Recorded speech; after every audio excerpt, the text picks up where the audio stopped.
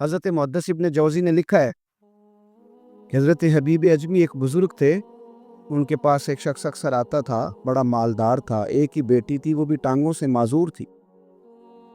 تو آپ اکثر اس کو کہتے کہ تو توبہ کر، اللہ کی بارگاہ میں رجوع کر۔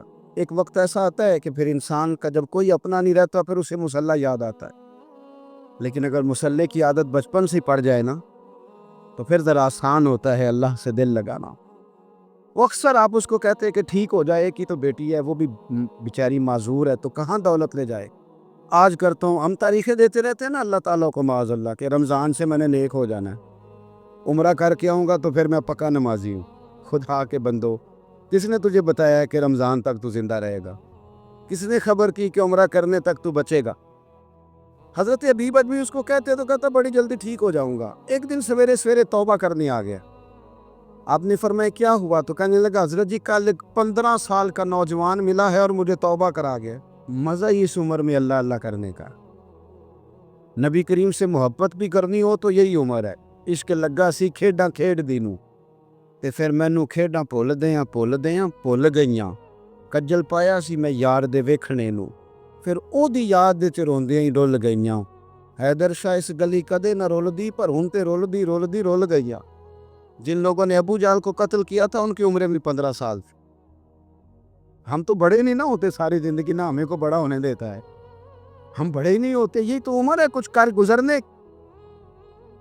15 سال کا نوجوان توبہ کرا گیا تو حضرت حبیب اجمی کہنے لگے وہ کیسے؟ کہنے لگا حضرت جی میں کل منڈی گیا تھا، مجھے کچھ سامان خریدنا تھا، تو بغداد کے بازار سے میں نے مچھلی خرید لی 10 کلو، باقی بھی سامان تب خود لے جا نہیں سکتا تھا، تو مزدور آپ کو پتہ ہے بیچارے آج بھی سڑکوں پہ بیٹھے، تو مزدور بیٹھے تھے تو ان میں ایک نوجوان 14-15 سال کا، چہرے پہ بڑی روشنی۔ میں نے اس کو کہا بیٹے مزدوری کرو گے؟ کہنے لگا حضور مزدوری بھی کرتا ہوں، پڑھائی بھی کرتا ہوں، اور جو اللہ کو منظور ہو اس کی عبادت بھی کرتا ہوں۔ میں نے اسے کہا کہ یہ میرا سامان ہے فلاں جگہ پہنچانا ہے، کیا لوگے؟ کہنے لگا 3 دینار مزدوری۔ سودا طے ہو گیا، اس نے سامان اٹھا لیا۔ کہتے ہیں رستے میں ظہر کا وقت ہو گیا، کہنے لگا چچا اگر اجازت دو تو نماز پڑھ لوں۔ 15 سال کا جوان، کہتے میں رکھ کے نا وہاں سامان تو پھٹے پہ بیٹھ گیا، وہ نماز پڑھنے چلا گیا، باقی لوگ دیر سے آئے، وہ بچہ جلدی آ گیا۔ میں نے کہا بیٹے آپ جلدی آ گئے؟ کہنے لگے نفل چھوڑ دیے ہیں، آپ یہی نہ سمجھ لیں کہ کام چور ہے، میں بعد میں پڑھ لوں گا۔ کہتے ہیں وہ دوپہر کا وقت، رمضان بھی نہیں تھا، میں اس بچے کو نوجوان گھر لے گیا، اور میں نے اپنی بیوی سے کہا کہ بڑا نیک ہے، نمازی ہے، اور راستے میں یہ بھی ہوا ہے کہ میں نے اسے ایک دفعہ کہا ہے کہ یہ مجھے تھوڑی دیر کے لیے دے دو، گرمی بڑی ہے، تمہیں پسینہ آ رہا ہے، میں اٹھا لیتا ہوں۔ کہنے لگا نہیں چچا میں رزق حلال کھاتا ہوں، اگر آپ اٹھائیں گے تو میں 3 دینار مزدوری پوری نہیں لوں گا، پھر پیسے کم کروں گا، میں نے طے کیا ہے کہ اٹھاؤں گا۔ تو کہتے ہیں میں نے اپنی بیوی کو بتایا تو بڑی متاثر ہوئی، کہنے لگی دوپہر کا کھانا پک گیا، اسے کو روٹی کھا لے، رمضان بھی نہیں تھا۔ کہتے میں باہر نکلا، اس کو 3 دینار تھمائے، تو میں نے کہا بیٹے ایک بات میری مانو گے؟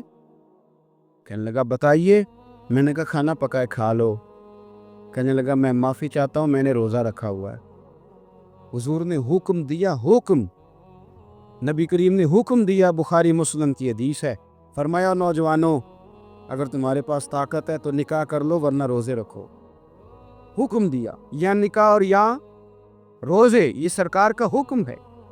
بھائی نفلی روزہ نفس کی قوتوں کو کچلتا ہے، انسان میں نورانیت اور روحانیت لاتا ہے۔ کہتے وہ کہنے لگا میں نے روزہ رکھا ہے، میں اور متاثر ہو گیا۔ میں نے کہا اب کیا کرو گے؟ کہیں اور جانا ہے؟ کہنے لگا نہیں، میں جس دن 3 دینار کما لیتا ہوں پھر میں مزید لالچ نہیں کرتا، باقی وقت یا قرآن مجید پڑھتا رہتا ہوں یا نبی پاک پہ درود شریف پڑھتا رہتا ہوں۔ آپ بتائیں؟ تو میں نے کہا کہ افطار میرے ساتھ کر لو۔ کہتے ہیں میں اسے مسجد چھوڑ آیا اور خود میں لوٹ آیا، افطار کے بعد میں اسے لایا، کھانا کھلایا، عشاء پڑھی، اس کا گھر دور تھا، میں نے ڈرائنگ روم کھول دیا، بیٹھک کھول دی، وہیں وہ سو گیا۔ میری 20 سال کی معذور بچی کبھی چل نہیں سکتی تھی، کوئی طبیب کوئی حکیم میں نے چھوڑا نہیں تھا جس کو دکھایا نہ ہو، ایک ہی بیٹی وہ بھی معذور پیدائشی، اس کے کمرے میں گئے، میاں بیوی اسے کھانا کھلا اور بتایا بیٹے ایک نوجوان ہے، بڑا نیک ہے ہمارے گھر میں آج، بڑا پرہیزگار۔ پتہ ہے حضور نے کیا فرمایا؟ نبی کریم فرماتے ہیں جب نوجوان اٹھ کے تہجد پڑھتا ہے نا نوجوان، تو اللہ فرشتوں کے سامنے اس نوجوان پر فخر فرماتا ہے۔ اللہ فخر کرتا ہے کہ عمر دیکھو دیکھو یہ میری بارگاہ، اللہ فخر کرتا ہے، اللہ یعنی خدا خود میرے مجلس بود، اللہ فخر کرتا ہے۔ اب سوچیں، تو ہم نے اپنی بیٹی کو بتایا کہ نوجوان ہے اور بڑا نیک ہے، تو کہتے ہیں وہ کھانا کھلا کے ہم واپس آ گئے، آدھی رات کا وقت ہوا تو دروازے پہ دستک ہوئی، بچی اپنے کمرے میں سو رہی تھی، ہم اپنے کمرے میں، وہ بیٹھک میں، گھبرا تو اٹھے کہ اس وقت کون ہے دروازے پہ؟ تو بیٹی کہنے لگی ابا دروازہ تو کھولنا۔ کہتے ہیں دروازہ کھولا تو 20 سال ہو گئے تھے بیٹی کو، کبھی اس نے چل کے نہیں دکھایا تھا، کبھی دوڑ کے ادھر جاتی، کبھی ادھر آتی، کہتی ہے الحمدللہ اللہ نے میری ٹانگیں ٹھیک کر دی۔ ہم دونوں رونے لگے، اے اللہ تو کتنا کریم ہے، کیسے ہوا بیٹے سارا کچھ؟ بیٹی کہنے لگی ابا آپ نے کہا تھا نا کہ نیک نوجوان آیا ہے، تو میرے دل میں خیال آیا اللہ اگر واقعی نیک ہے تو اس کے صدقے مجھے شفا ہی دے دے۔ یا ایھا الذین آمنوا اتقوا اللہ وابتغوا الیہ الوسیلہ۔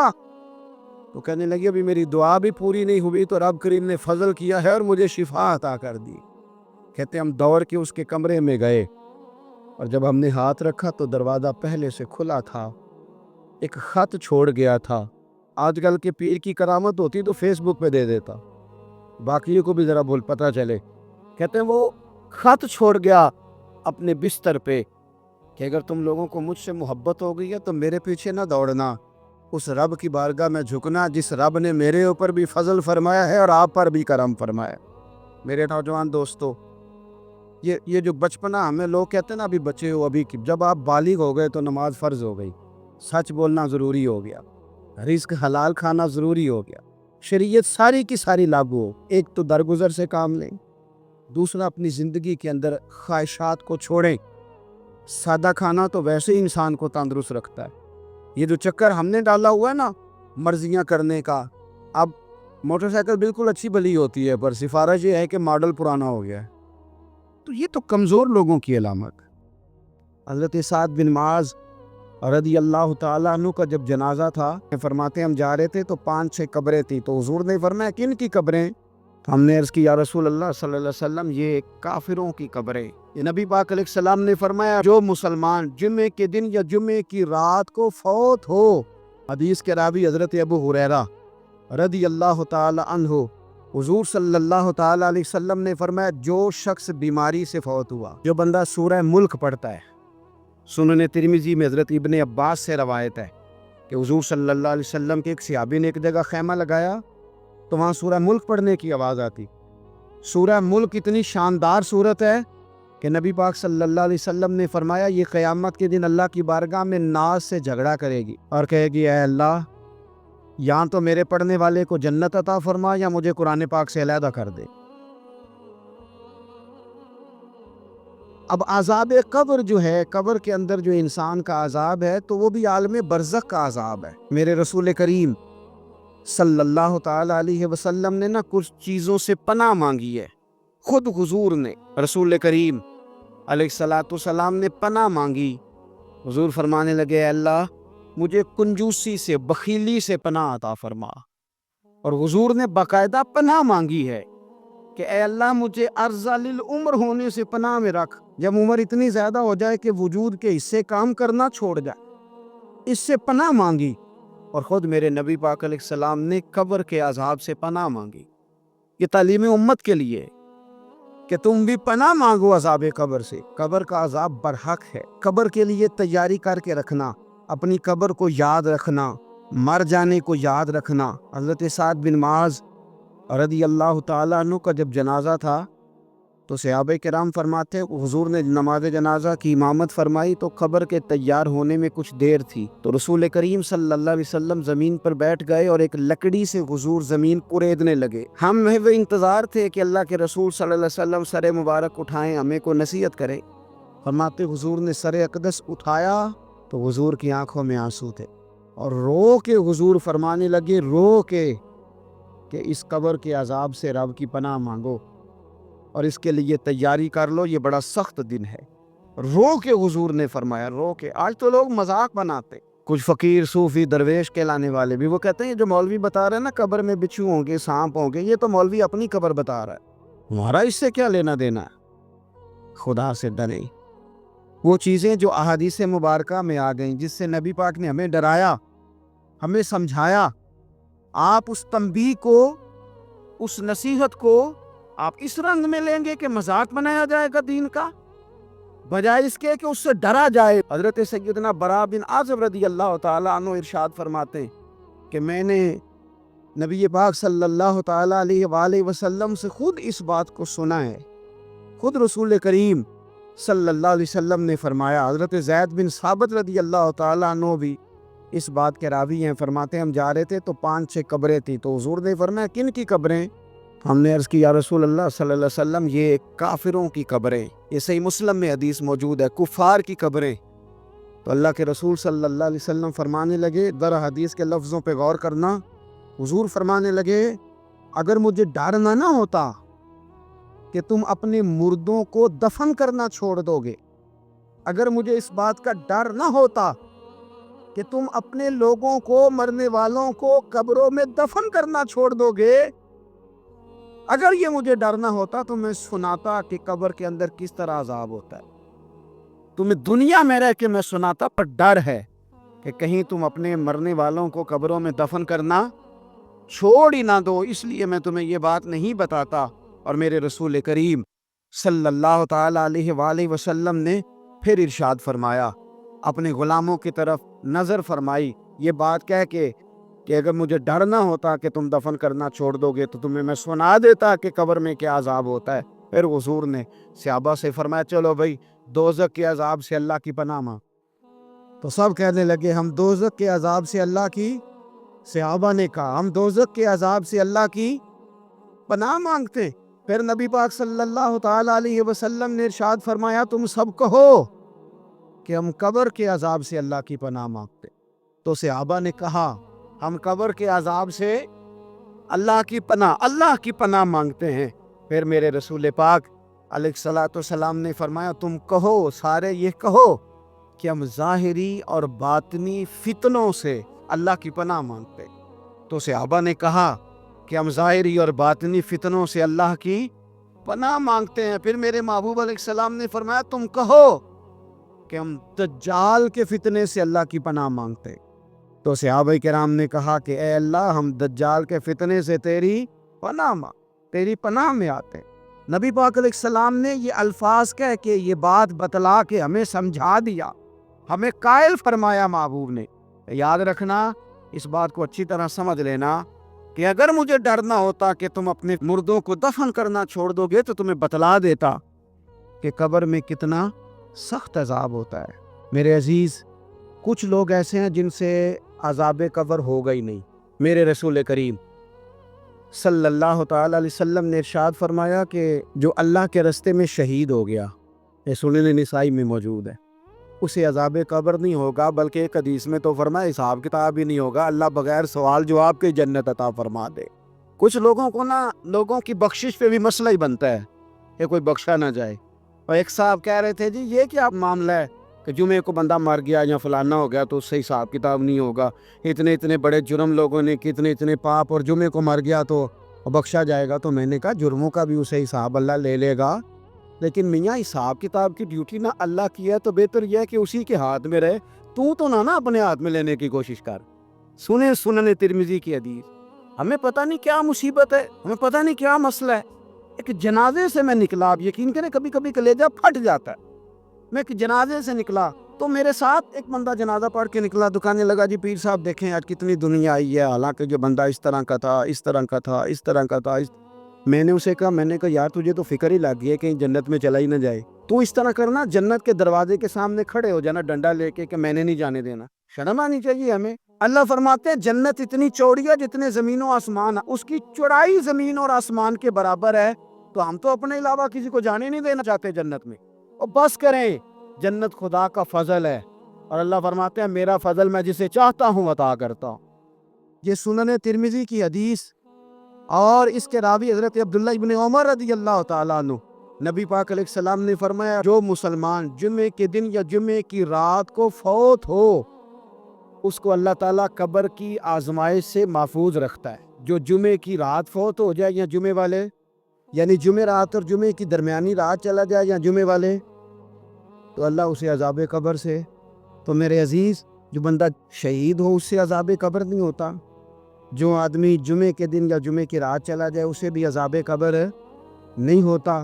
اور میرے رسول کریم صلی اللہ تعالیٰ علیہ وسلم نے فرمایا جو بندہ ایک دن اور ایک رات، یہ حدیث صحیح مسلم میں، سنن ترمذی میں، مصنف عبد الرزاق میں موجود ہے، ایک دن اور ایک رات اللہ کی رضا کے لیے اسلامی سرحد پہ پہرا دے۔ میں اور آپ سوئے ہوئے ہیں، لیکن وہ لوگ جو فوجی بارڈروں پہ کھڑے ہیں، دیکھو مدینے والے محبوب کس کس پہ کرم فرماتے ہیں۔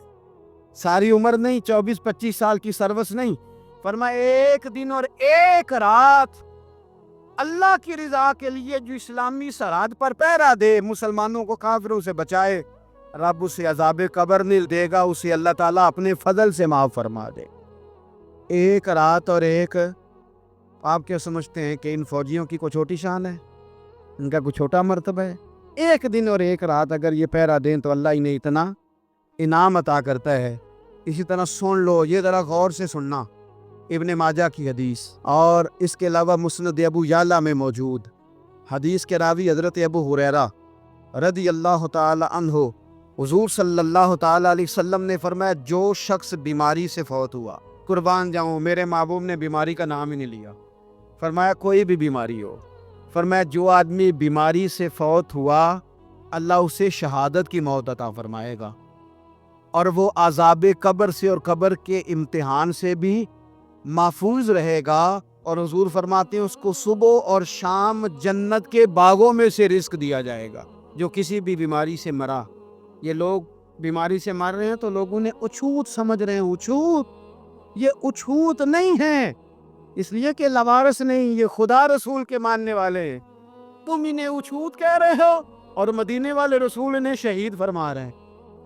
حضور نے فرمایا جو بیماری سے مرے شہید ہے، وہ قبر کے عذاب سے محفوظ رہے گا اور جنت کے باغوں میں سے اللہ رزق دے گا۔ لوگ کہتے ہیں دیکھو جی بڑا تانگ ہو کے دنیا سے گیا ہے، تو اس بندے کو بھی عذاب قبر نہیں ہوتا۔ اسی طرح جو بندہ سورہ ملک پڑھتا ہے، سنن ترمذی میں حضرت ابن عباس سے روایت ہے کہ حضور صلی اللہ علیہ وسلم کے ایک صحابی نے ایک جگہ خیمہ لگایا تو وہاں سورہ ملک پڑھنے کی آواز آتی، کوئی بندہ پڑھنے والا نظر نہیں آتا تھا۔ جب حضور کی بارگاہ میں عرض کیا تو فرمایا وہاں قبر تھی اور قبر کے اندر بیٹھ کے میرا صحابی سورہ ملک کی تلاوت کر رہا۔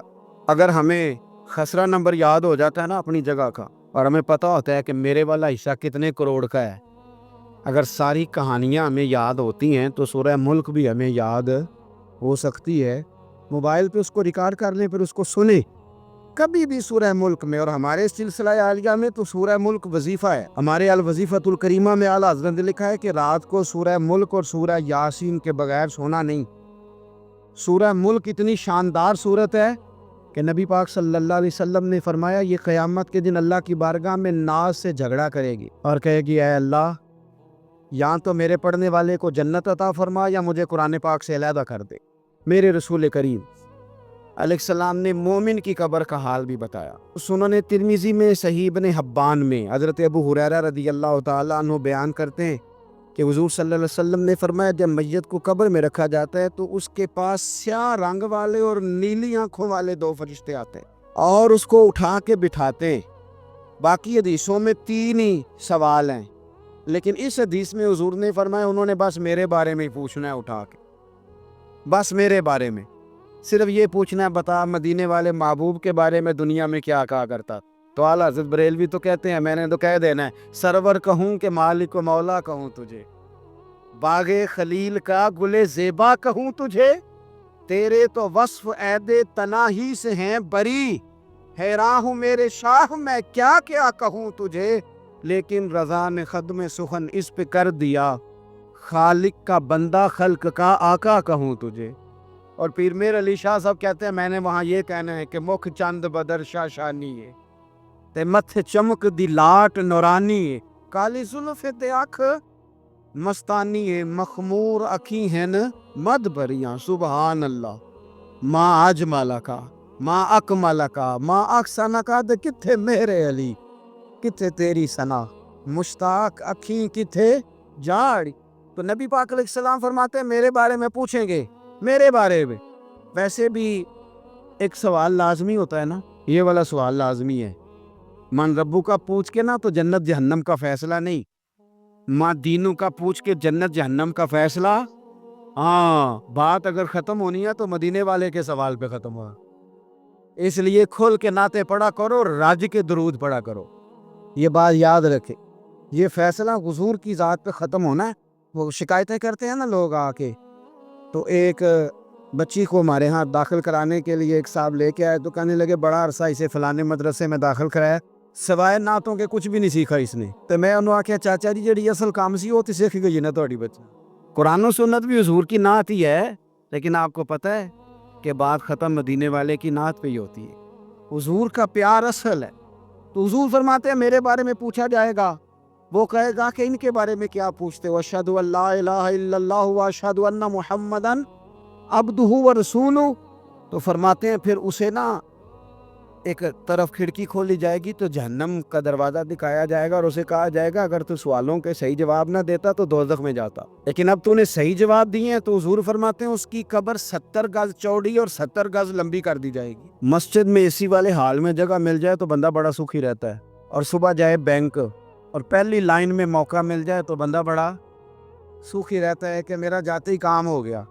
ओ खुदा के बंदे, कब्र बंदे की कब्र, मकान अच्छी सोसाइटी में अच्छा खस्ता और सस्ता मिल जाए तो बंदा कहता है कि सौदा बड़ा वारेदा लब गया, भाई बड़ा कमाल हो गया, मज़ा नहीं आ गया। कब्र 70 गज लंबी और 70 गज चौड़ी। और यह तिरमिज़ी शरीफ पढ़ रहा हूँ, बड़ी मज़ेदार हदीस।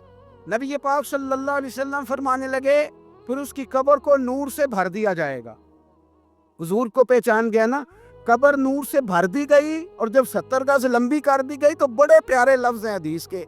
हुजूर फरमाते हैं वो बंदा फिर फरिश्तों से एक बात कहेगा, अरबी में भी है उर्दू में भी है, पर मेरा दिल करता है पंजाबी में बताऊं। वो ना फरिश्तों से वो बंदा कहता है जब कब्र हो गई ना 70 गज लंबी 70 गज चौड़ी और नूर से भर गई, कुर्बान जाएं। हुजूर फरमाते हैं वो मुर्दा वो जो कब्र में पहुंचा है, जब उसकी कब्र को ये शान मिलती है तो फरिश्तों से पता क्या कहता है, कहता है मैं घर ना दसा वहां जाके, ये जरा घर ना बताऊं दौड़ के, ये जरा मैं अपने घर बताऊं भाके कि अल्लाह ने बड़ी खैर कर दी, अपनी अम्मा ने दसा वहां, मैं बच्चों को बता के आऊं कि मौज बन गई है, मैं बताऊं अपनी बीवी को, बताऊं अपने बहन भाइयों को, मैं घर ना दसा वहां। कुर्बान जाएं। मेरे रसूल करीम फरमाते हैं फरिश्ते उससे कहते हैं नहीं तो किसी को ना बता, नम का नहमतुल उरूस, तू इस तरह सो जा जिस तरह पहली रात की दुल्हन सोया करती। वो बड़े चाँव में सोती है, वो बड़े प्रेम में सोती है, नई जिंदगी का आगाज होता है तो सोती है।